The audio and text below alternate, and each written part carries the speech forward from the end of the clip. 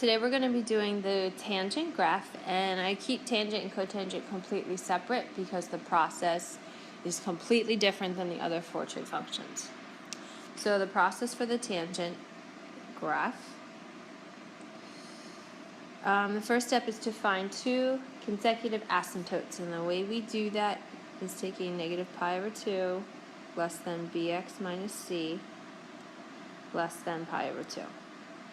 And this bx minus c would come from whatever is inside the parentheses of tangent. So for example, whatever is located here is what you put in between these inequalities, and then you solve for x.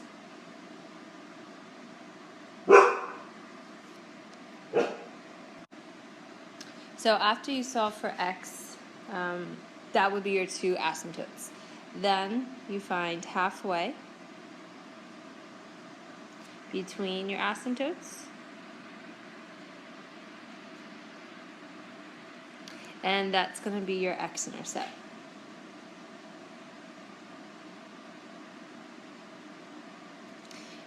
Tangent graph always starts bottom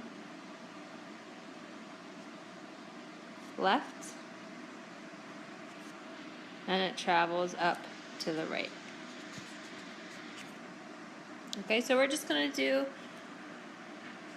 one basic function, and then we'll practice the rest in class tomorrow. So for our first example, you have y equals 2 tangent of x over 2. And again, all that you have to take is what is located after the tangent. The amplitude doesn't really affect our graph. So I take my equation, which is at negative pi over 2, less than x over 2, less than pi over 2. And the goal is we solve for x. To get x by itself, I would multiply everything by 2. Whatever I do to the middle, I should do to the left and to the right. So all these 2's are actually going to end up canceling out in the left, middle, and the right, and I'm going to be left with negative pi is less than x less than pi.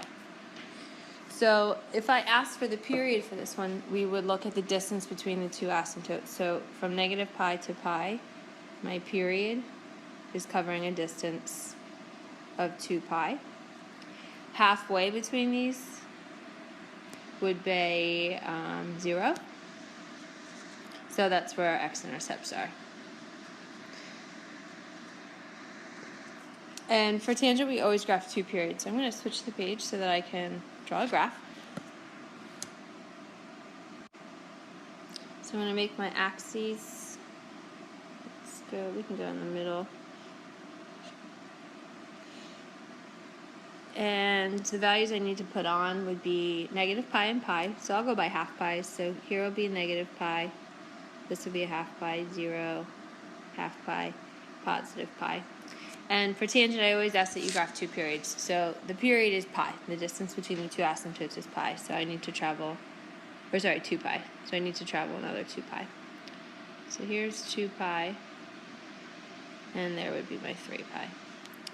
And these values are where your asymptotes go. So I asymptote at negative pi, at pi,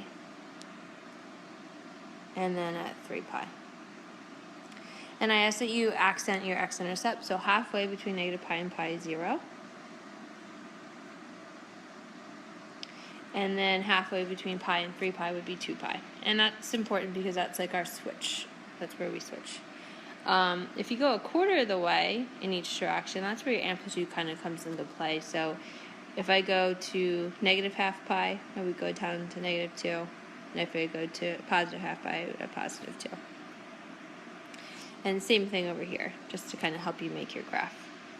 So the tangent graph always starts bottom left and works its way up.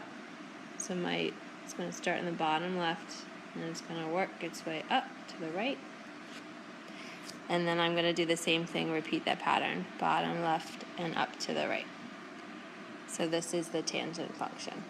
So we'll do more practice of this tomorrow.